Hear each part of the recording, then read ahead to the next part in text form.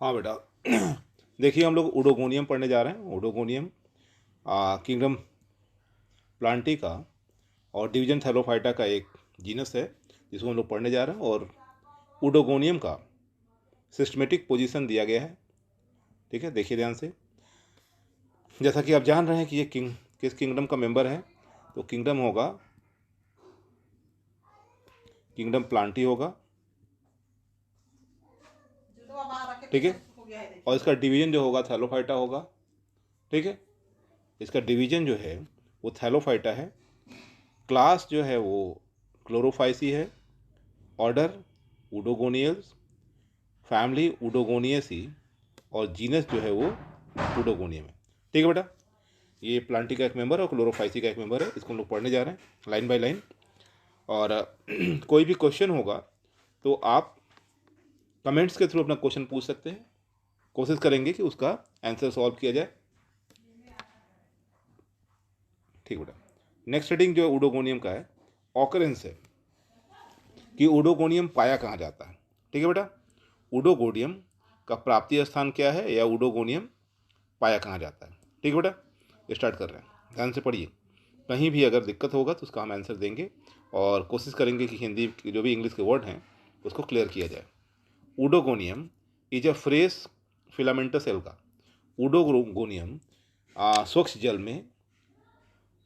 में या मीठे जल में पाए जाने वाला तंतुवत शैवाल है बेटा। फिलामेंटस एल्गा है, इसका मतलब होता है, फिलामेंटस एल्गा मतलब तंतुवत शैवाल है। ठीक है, तंतुवत शैवाल है विथ मोर देन 400 स्पीसीज। इसके समूह में या इस जीनस में के अंतर्गत लगभग 400 जातियां बेटा आती हैं, 400 जातियां आती हैं। ठीक है, usually present in usually present in usually present in permanent water bodies of water present in permanent water bodies of water. ठीक है, ऐसे जगहों पे पाया जाता है जहाँ वर्ष भर पानी रहे। ऐसे तालाब में रहेगा, ऐसे जगह रहेगा झील में जहाँ वर्ष भर पानी रहे बेटा, वहाँ ये पाया जाता है। सच एज एग्जाम्पल दे रहा है पॉन्ड, लेक, सैलो टैंक्स। ठीक है, ऐसे जगह जहाँ वर्ष भर मतलब पानी सूखे ना। आगे बेटा है the filament are attach to rocks. याद रखो बेटा, उडोगोनियम का जो फिलामेंट, उडोगोनियम का डायग्राम देख लीजिएगा आप लोग, गूगल कर दिया कीजिए। ठीक है, जो इसका फिलामेंट है वो एक कोशिका मोटी परत होती है पतले धागे की तरह, एक के ऊपर एक कोशिकाएं लगी होती हैं। और ये जो फिलामेंट है वो चट्टान से, रॉक से, जो पानी के सतह पे ये तली में जो रॉक लगे हुए हैं या लकड़ी के ढेर वगैरह हैं उनसे चिपका रहता है। The filament attach to rock और लॉक्स। ठीक है, इसके अलावा जो फिलामेंट है वो ईपीफाइटिक भी हो सकता है। ईपीफाइटिक मतलब किसी दूसरे एक्वेटिक प्लांट के ऊपर हो सकता है या अदर एल्गी के ऊपर हो सकता है। ठीक है, एक्वेटिक प्लांट और एल्गी।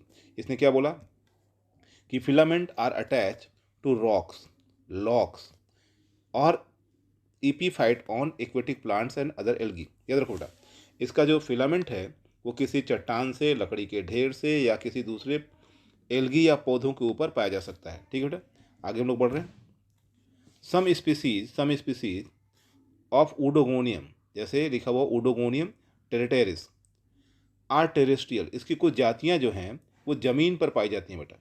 ठीक है, ये टेरेस्ट्रियल होती हैं, ज़मीन पाई जाती हैं। ग्रोइंग एंड मॉस सॉयल, इसकी कुछ जातियां जो हैं वो ज़मीन पाई जाएंगी लेकिन नम भूमि पाई जाएंगी, तालाब के किनारे वगैरह हैं, झील के किनारे वगैरह वहाँ पर पाई जाएंगी। The genus represented in India, अगर हम बात करें इस जीनस की या उडोगोनियम की कि भारत में इसकी कितनी जातियाँ पाई जाती हैं, तो the genus represented in India by more than 200 species. इसका मतलब ये हुआ कि भारत में उडोगोनियम की 200 से भी ज़्यादा जातियाँ पाई जाती हैं। ऑल ओवर वर्ल्ड 400 हैं और भारत में इसकी 200 से भी अधिक जातियाँ पाई जाती हैं। The most common one being, इसमें से कुछ मोस्ट कॉमन है, आपको जो याद हो जाए याद कर लीजिए। ठीक है, उडोगोनियम एरियोलेटम, याद रखो बेटा, उडोगोनियम एरियोलेटम, उडोगोनियम कार्डियकम, उडोगोनियम एस्टर। ये नाम इजी हैं, इसको आप याद करिए एग्जाम के पॉइंट ऑफ व्यू से।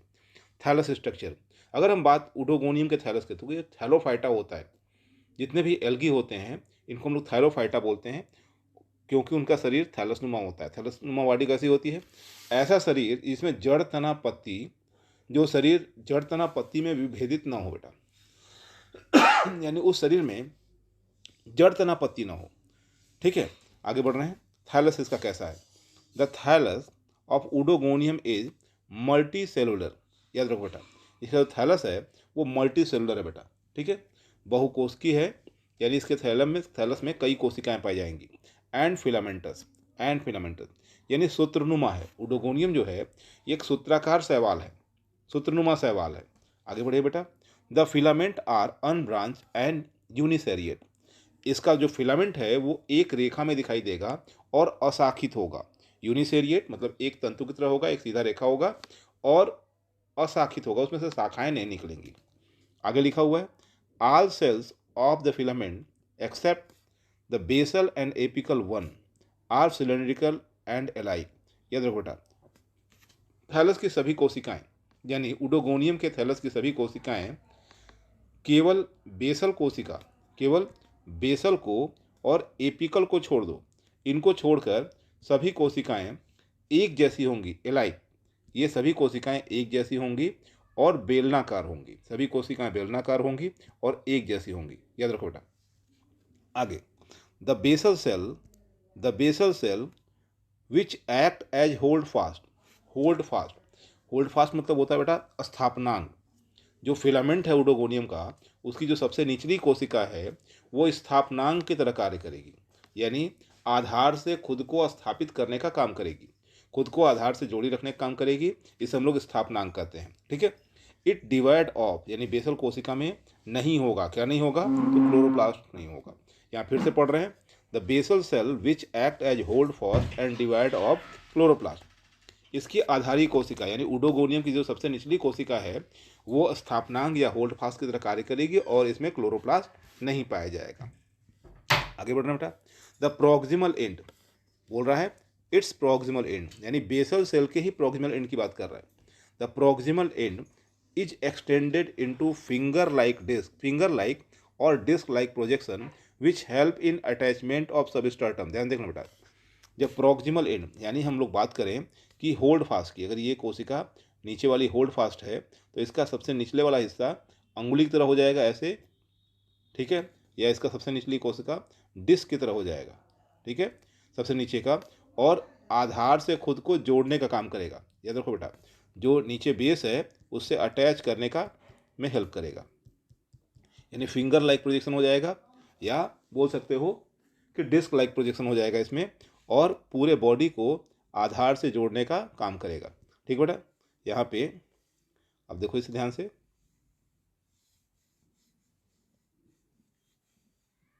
ठीक है, आगे हम पढ़ रहे हैं फिर से।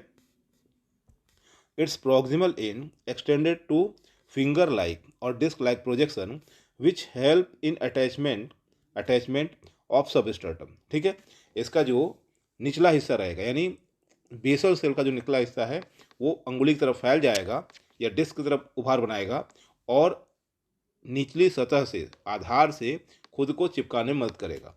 द टर्मिनल सेल, याद रखो बेटा, द टर्मिनल सेल और एपिकल सेल राउंडेड। जब हम इसी फिलामेंट के एपिकल सेल की बात करते हैं, एपिकल सेल की बात करते हैं तो वो गोलाकार हो जाएगा, गोलाकार हो जाएगा। अदरवाइज जो लंबा हो जाएगा या फिर एक्यूमिनेट हो जाएगा यानी नुकीला हो जाएगा, कुछ स्पीसीज में नुकीला हो जाएगा। Thus the filament show clear apical basal polarity. याद रखो बेटा, इस प्रकार उडोगोनियम का जो फिलामेंट है उसका एक सिरा एपिकल पोर्शन है, निचला दूसरा सिरा बेसल पोर्शन है, यानी अग्र आधार ध्रुवता दिखाता है। एपिकल बेसल पोलैरिटी, जैसे ऊपर का हिस्सा, ठीक है, ऊपर की बात करें ऊपर का हिस्सा और बेस के हिस्से में क्लियरली दिखाई देता है। ऊपर की ओर कौन सा हिस्सा है? एपिकल सेल है, और नीचे की ओर कौन सा हिस्सा है? बेसल सेल है, होल्ड फास्ट है। यानी इसकी जो पोलैरिटी बनती है एपिकल और पीछे बेसल, एपिकल बेसल पोलैरिटी बनती है, एपिकल बेसल पोलैरिटी बनती है बेटा। ठीक है, आगे बढ़ते हैं हम लोग। ठीक, आगे नेक्स्ट रीडिंग हम लोग का बनता है सेल स्ट्रक्चर। ठीक है, उडोगोनियम में हम सेल स्ट्रक्चर को पढ़ने जा रहे हैं, यानी फिलामेंट की जो कोशिकाएं होंगी कैसी होंगी। The cells has fairly thick rigid cell wall.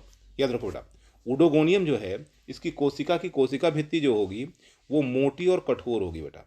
को उडोगोनियम की कोशिका भित्ति जो होगी वो मोटी और कठोर होगी, which is differentiated into an outer chitin, a middle pectin and an inner cellulosic layer. क्या देखो बेटा, इसकी कोशिका भित्ति मोटी और कठोर होगी, इसके साथ ही साथ 3 परतों में, 3 भाग में विभेदित होगी।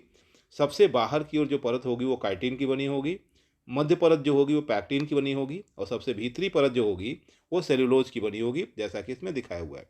द सेंटर ऑफ, याद रखो बेटा, the centre of the cell is occupied by, याद रखो बेटा, जो कोशिका का केंद्र है, ठीक है, is occupied by a large vacuole, यानी जो कोशिका का केंद्र है, यानी उडोगोनियम की जो कोशिकाएं होंगी उसका जो सेंटर होगा उसमें एक बड़ा सा केंद्रक होगा, उसमें एक बड़ा सा केंद्रक होगा, याद रखो बेटा, large vacuole.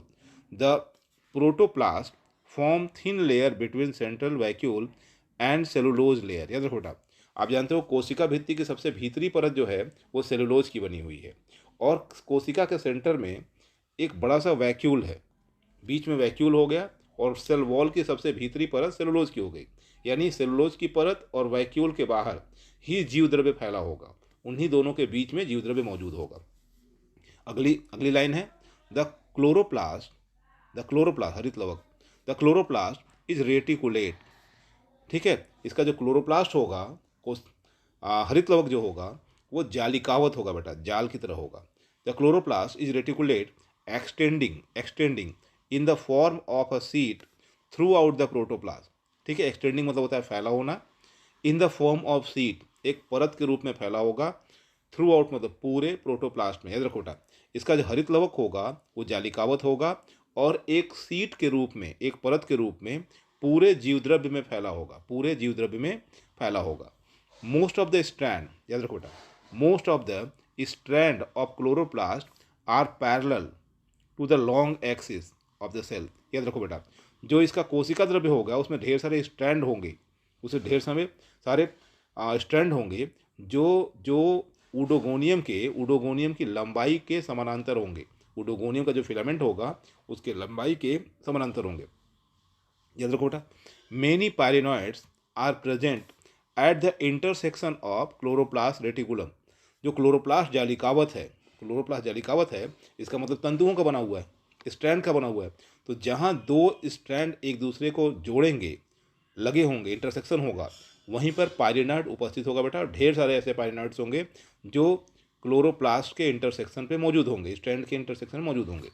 The sales are यूनिन्यूक्लियर, याद रखो बेटा, जो उडोगोनियम है इसकी जो कोशिकाएं होंगी उसका केंद्रक जो होगा, वो कोशिकाएं जो होंगी वो यूनिन्यूक्लिएट होंगी, यानी उसमें एक केंद्रक होगा। उडोगोनियम की कोशिकाएं एक केंद्र की होंगी, और न्यूक्लियस लाइज, जो इसका न्यूक्लियस होगा, केंद्रक होगा, lies in middle of the cell, middle region of the cell, जिसका केंद्रक होगा वो कोशिका के मिडिल रीजन में होगा, in between the chloroplast reticulum, याद रखो बेटा, क्लोरोप्लास्ट रेटिकुलम के बीच में होगा, ठीक है। ये उडोगोनियम का एक डायग्राम है, आप इसको देख सकते हो, उडोगोनियम का डायग्राम है। सबसे अपर मोस्ट को सेल जो है वो कैप सेल है, एपिकल सेल है, ठीक है। यहाँ पे इसकी हर सेल में तुमको कैप देखने को मिल सकता है, सेल वॉल है, न्यूक्लियस है, क्लोरोप्लास्ट को दिखा रखा है, पायरिनॉइड भी दिखा रखा है। इसी फिलामेंट में एक जगह देखो उगोनियम बन रहा है, उगोनियम क्या है, फीमेल रिप्रोडक्टिव ऑर्गन, उसके ठीक नीचे सपोर्टिंग कोशिकाएं हैं, उगोनियम के अंदर एक सेल दिखा रहा है, उगोनियम के अंदर एक सेल है जो फीमेल गैमिट है, ठीक है। आपको सपोर्टिंग सेल देखने को मिल जाएगा, जब भी उगोनियम होगा सपोर्टिंग सेल होगा। ठीक नीचे उसके एंथ्रेडिया हैं, यानी मेल सेक्स ऑर्गन्स हैं। आगे बढ़ रहे हैं, सबसे निचली कोशिका जो है बेटा उसे होल्ड फास्ट बोला जा रहा है, यहाँ देख लो। और होल्ड फास्ट में नीचे की ओर क्या दिख रहा है आपको, अटैचमेंट डिस्क मिल रहा है, जो आप अभी पीछे पड़े हो।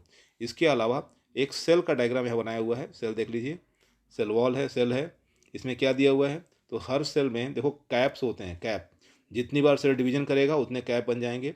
सेल वॉल है, साइटोप्लाज्म है, और रेटिकुलेट क्लोरोप्लास्ट है। इसके अलावा एक न्यूक्लियस है और पायरिनॉइड्स हैं, ढेर सारे पायरिनॉइड्स हैं, ठीक है बेटा। आगे बढ़ रहे हैं हम लोग।